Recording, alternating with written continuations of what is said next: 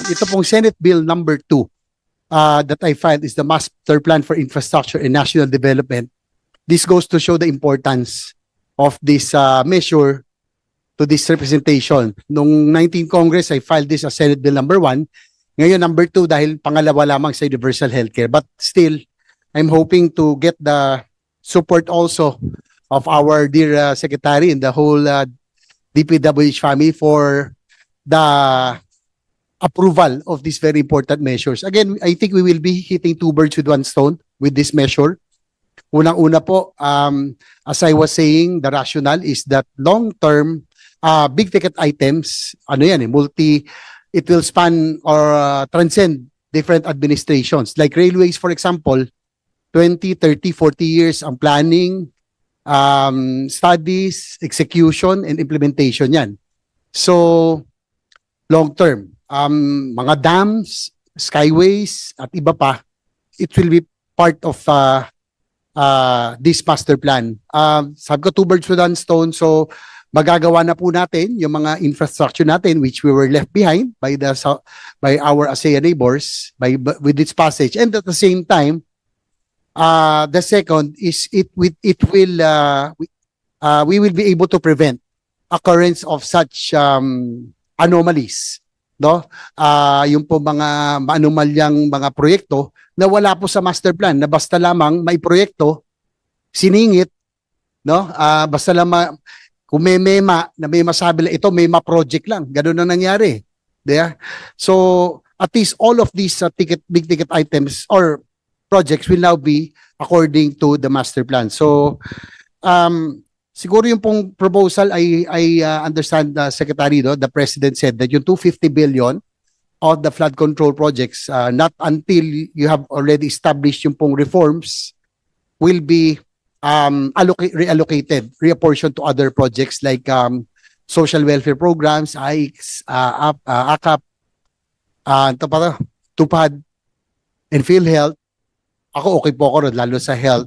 But I think it might be, just Mr. Chair, it might be a good opportunity for us kasi we cannot let naman the next 2 or 3 years that the people will continue to drown.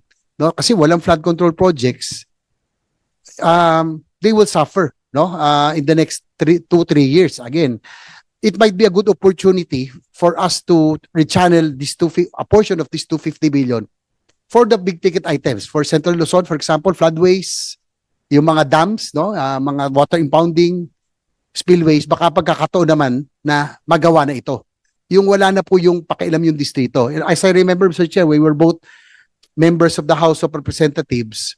Pag projects that are national in nature, dapat wala na hong pakialaman distrito as how it used to be, no? Ngayon na lang po kasi yung mga national projects pinaghahati-hatian in the same manner na itong 350 billion peso budget for flood control every year, 1 billion peso a day, every district will now want a piece of this budget. Ang nangyari, napag-iwanan yung mga tunay na big ticket items that would have really solved the problems of flood-prone areas like Central Luzon and other areas in the country.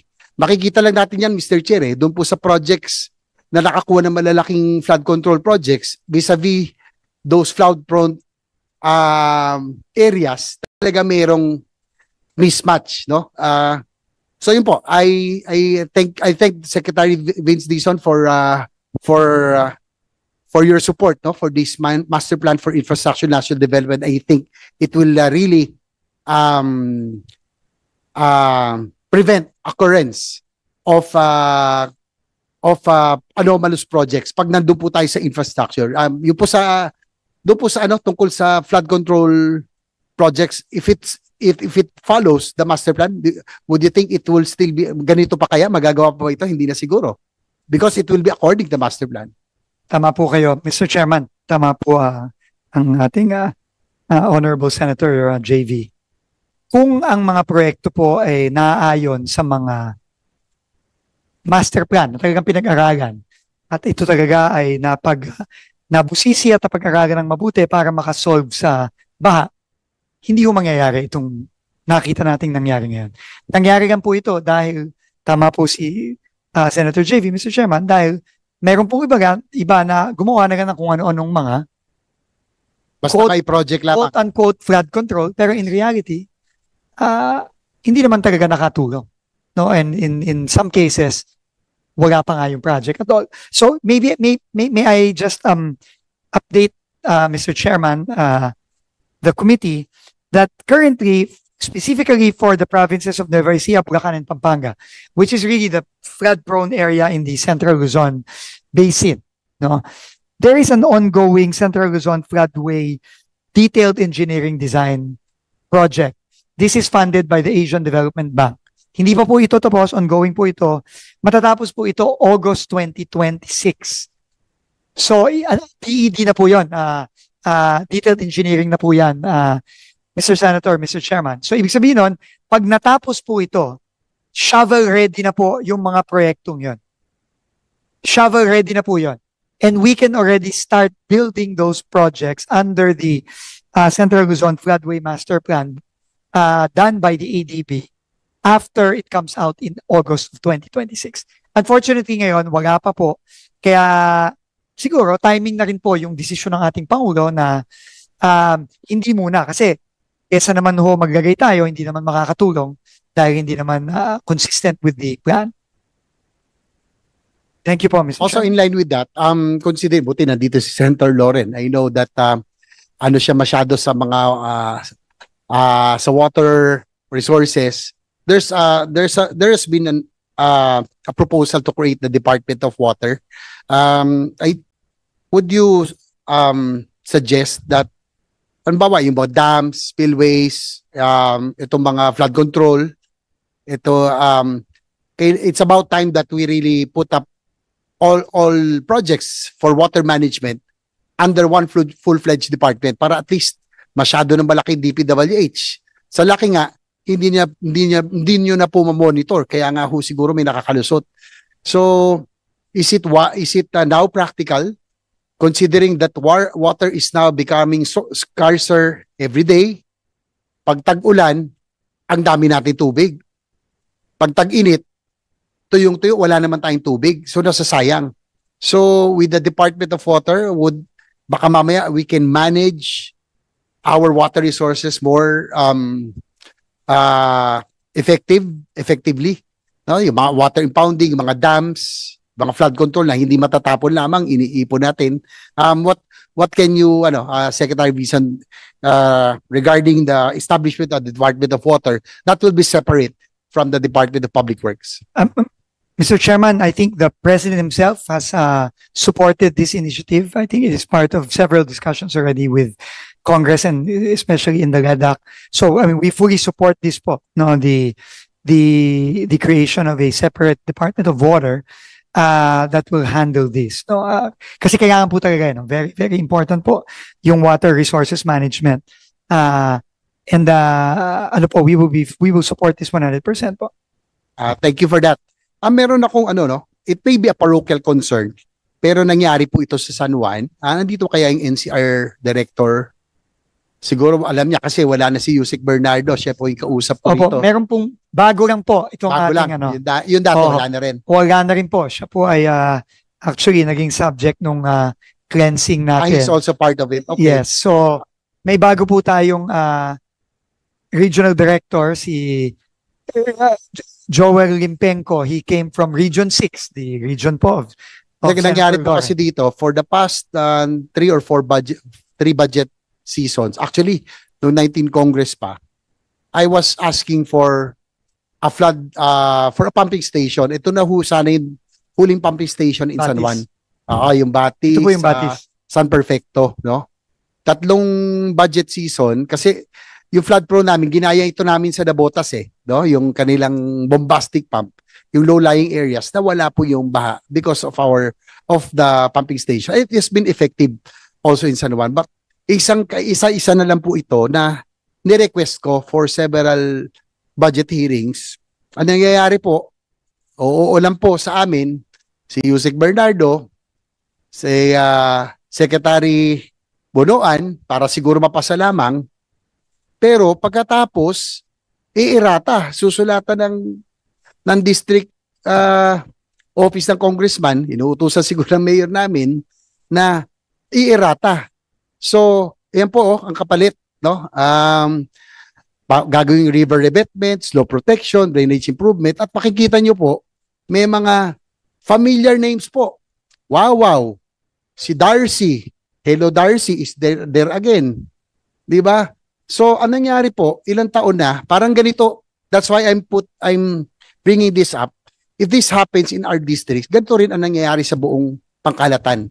Hindi po nawawala ang baha, kakaawa po yung aming mga taga-San Perfected Batis, yung mga kagamitan po nila, pinag-ipunan, motorsiklo, sasakyan, refrigerator, lahat po, nababaha, pinaghirapan po nila yan.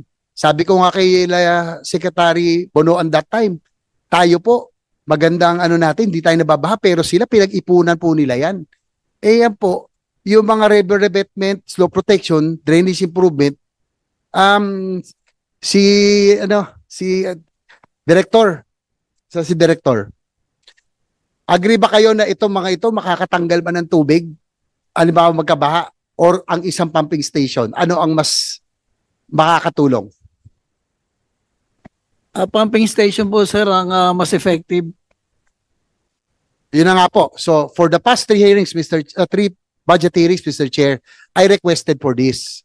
Ang sabi ko na nga kay Yusek Bernardo noon, Yusek, wala akong pakialam kung sino gumawa niyan, gawin nyo lang, nakakaawa ang aming mga kababayan. Yan yung exact words ko kanyan.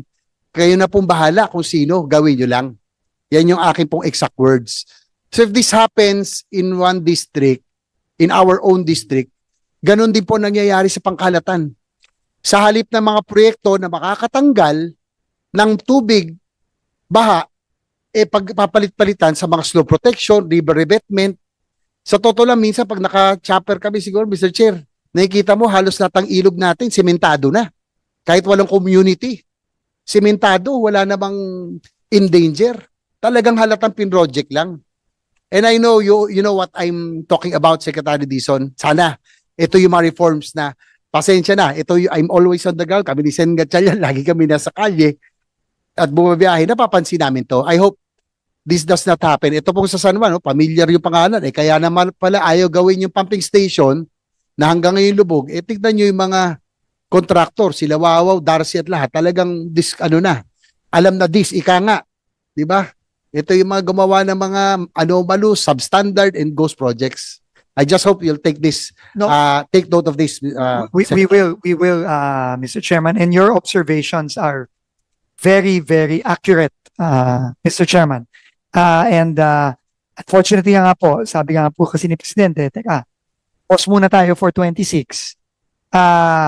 Kasi nga, kailangan munang talagang let's put some order in the identification and planning of flood control projects, because as you very accurately pointed out, there is no order. It's just flood control here. Walang plano, walang basehan, walang master plan. Yun po ang nangyari. So, yun po ang gustong makorek ng ating Pangulo, and yun po ang gagawin natin. Sana mapasa na talaga yung master plan for infrastructure national development, because this will really, again, 2 birds with 1 stone, magagawa na natin yung mga long-term infra, big-ticket items, at the same time, prevent the occurrence of these anomalous projects. Siguro, Mr. Chair, to give way to our colleagues' last points, I'm sure na ito po pet peeve nating pareho, no? Yung pong mga maayos na infra, sinisira para ayusin ulit. Alam ko, nabanggit na rin Secretary Dizon yan, na we know for a fact, we're also, we became local officials, na meron pong mga talagang periodic rehabilitation of infra projects, no? Kaya lang yung mga nakakalungkot, yung talagang maayos na daan, bubutasin, sisirain para ayusin ulit. Sayang ang pera. Ang dami pa nating infrastructure na pwedeng paggastusan. Minsan, ako nagmumotor ako, kaya mas kita ko talaga yung quality . Minsan nadadaan ako, sabi ko, ang ganda ng kalyeng to. Bakit binabakbak? Ang daming masira-sira. For example, yung pong Andaya Highway sa Bicol, sa Quezon papuntang Bicol. Ilang taon na ako dumadaan dyan. Hanggang ngayon, lubak-lubak pa rin. Sana doon na lang kinoncentrate yung Andaya Highway na yun. Ang isa pa, yung pong mga asphalt overlay, na isa din dating paborito ito, minsan 3, 4, 5 patong na. Para na skyflakes. Kahit anong patong, maluto. Di ba? Mataas na siya sa bangketa. Minsan maganda pa yung asphalt, magpapatong na naman agad. I'm sure alam ni Senator Gatchalian what I'm talking about.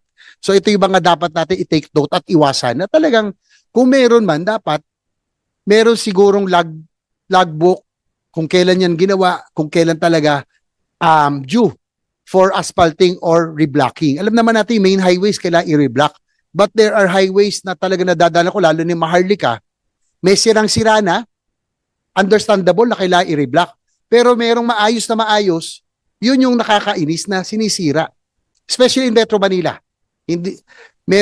Siguro dahil yung mga district dito, lahat ayos na, maraming sinisira at inaayos para lang magka-project. Even then ombudsman, sa aming radio program, pinag-uusapan namin doon. Tulad nung tuloy namin sa San Juan, short span, papunta sa mga villages, walang heavy load. Short span, walang galaw. Sinira, 3 tulay. Ginawa, 3 tulay pa rin. Kung mahaba yon, long span sana, may movement, siguro meron yung duration, pero yung short span, light traffic, di ba? Hindi dapat, sayang ang pera. Hindi tayo, Mr. Chair, hindi tayo mayamang bansa para magsayang ng ganitong pera sa mga infrastruktura na hindi kailangan. And I'm very happy that our secretary, sa kanyang pag-iikot pa lang in his first month, nakita and he has already observed. And last point, Mr. Che, yung talagang paborito ko, I'm a rider. Gustong-gusto ko talaga yung nakikita ko yung mga bagong gawa. Natutuwa ako pag may mga bagong tulay, bagong bypass road, nakakaiwas sa traffic. Pero nalulungkot din ako, meron ako nakita. Tabing dagat noon, paborito namin yun, gravel pa noon eh. Ngayon, 4 lanes na, pero hindi ko na makita yung dagat. Sa laki ng seawall, hindi ko na makita yung dagat. 'Di ba? Napakaganda sana, pero sa tingin ko sayang yung doon. Well, yun lang yung nakikita kong sana if money spent wisely, ang dami pa nating infrastructure na pangangailangan. Huwag naman sana doon sa mga infrastruktura di na kailangan. So that's all, Mr. Chair. Thank you, Secretary Dizon. Thank you, Senator Mr. JV. Chairman, may quickly Yes, go ahead. respond lang po. Unang-una po, again, maganda po talaga yung observations ni Senator JV, Mr. Chairman, dahil siya po mismo nakakakita kapag siya umiikot, no? Either nagbabike o nagmumotorsiklo. Una po, on October 7, we issued a nationwide suspension of road reblocking. Nationwide po yan. At meron lang kami, ang sinabi ko po sa mga RDs na nandito sa likod ngayon, mga DEs, na para matuloy, i-justify nyo kung bakit i-road reblock. Kailangan yung i-justify. And I've asked, especially now we have new OIC USEC for technical services, we need a very clear policy. Kailan lang ba dapat mag-reblock?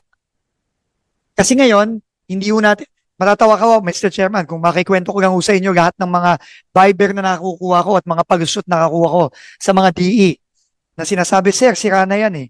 Sabi ko, paano mo nalaman na sira? Basta sir, sira na yan. Ganun ang sagot sa akin, sir eh. No? So, hindi na po pwede yun. There has to be very clear parameters kung kailan dapat mag-reblock. Alam naman nun natin, may mga times na sira na talaga, kailangan mag-reblock. Halimbawa po, yung daang Maharlika natin. Ang problema ko nangyayari, yung mga dapat i-reblock at ayusin, hindi yun ang ginagawa. Ang ginagawa, yung mga maayos, yun ang sinisira. So, yun po, kailangan po nating magbago doon.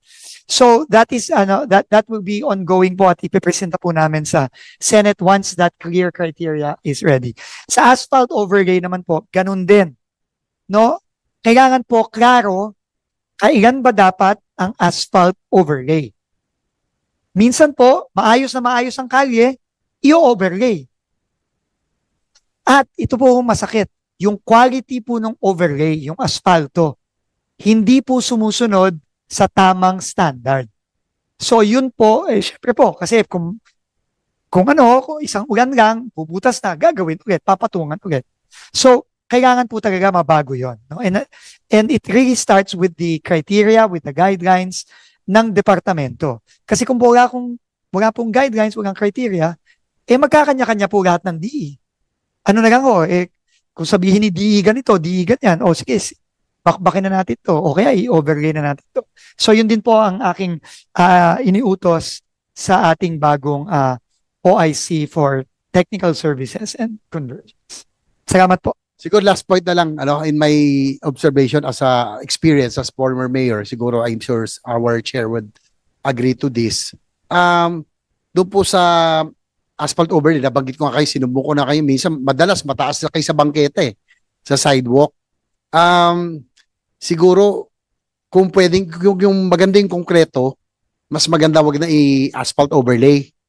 Kasi pag in-overlay nyo, tama ho kayo, because of the quality of asphalt that is what was being used before, ilang taon lang, maulan na lang, isang bagyo lang, yung tuloy-tuloy, bakbak na. Hindi ko alam kung sinasadya yun, baka siguro sinasadya para taon-taon na gawin. Prado pong sinasadya yun. Pero meron namang asphalt overlay that kung nasa specs po, palagay ko mas maganda, smoother, mas maganda sa kalye, lalo sa mga wear and tear ng mas friendlier sa mga sasakyan. Kung ganun yung quality, okay lang po, especially national highways. Pero kung sa amin nga, sabi ko sayang yung semento namin, matagal na, pero kung i-overlay lang na asphaltong malasado, after 1 year, 2 years, sigurado bakbak na. So yun lang po, I hope you'll take note of that. Thank you, Mr. Definitely, Mr. Thank you, Secretary Dizon. Thank you, Mr. Chair.